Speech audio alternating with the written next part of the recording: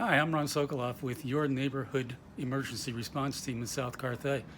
I thought today what we would talk about would be how you can prepare best for a major disaster like a large earthquake. And one of the things that you'll need to know is that the most important thing that you need to prepare with is water, potable water. Swimming pool water won't work. Water that is something that you can drink. That's what you need.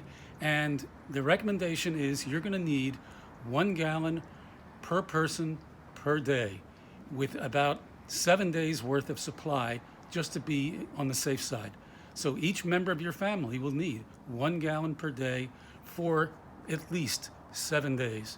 And just to give you an idea of how you can actually store and keep that water somewhere in your house or in your garage or wherever, I just want to show you a way that I have saved water in this area.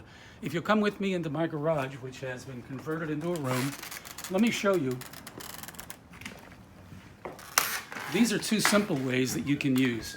The first one would be small bottles. If you had a container like this from Costco or from the 99-cent store or from any market, this one contains 40 bottles. This is approximately 5 gallons of water. Easiest way to keep this is just to keep it supplied. The most important thing about any of these containers, though, is that you want to keep all of your water off of a floor or off of the ground. Reason for that is the water will leach through to things like cement. You'll lose the capability of being potable water again. You want to keep it off of the floor, off of the ground, cement, anything like that. Now, I have mine up on top here. The next one, another way of storing it would be a 5-gallon container. You can see I've got a date on that one. That's when I purchased it. And what I do is once a year, I will rotate these 5-gallon containers, and I've got two of them. One here, and then there is one on the floor right now, which, again, it's a wooden floor. You don't have to worry about it leaching that way. Okay? Those are two of the ways of keeping your 1 gallon per day per person where you can get to it and where it's safe. The last thing you could do if you really want to get involved in preparation, and we would hope that many of you will, is you would get a drum like this one.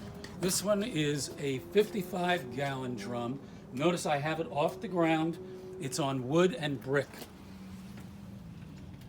Again, this will not leach through that way, and you won't lose the capability of drinking this water. So what you want to do is, these drums come in large size, like 55-gallon. They also come in 20 and 30-gallon ones, if that's more comfortable for you to use. You can fill it with a hose. It'll last you a year without any kind of treatment of any kind.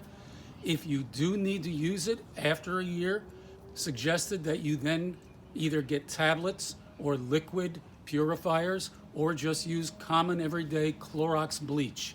8 drops per gallon in a container like this, that's how many you would need. So 8 drops for times 55 is what you would need in that container. That'll be potable. Again, 1 gallon per person per day. You've got to have that, a minimum of a week's supply. The reason we say that is because chances are, if the water goes out and you can't use it, you're not going to have it. And the city will not be coming around distributing water for a minimum of a week. Being realistic, it could last a lot longer than that. This at least gives you the opportunity to stay in your home and survive. And that's what we're after. We want everybody to be safe. Thanks.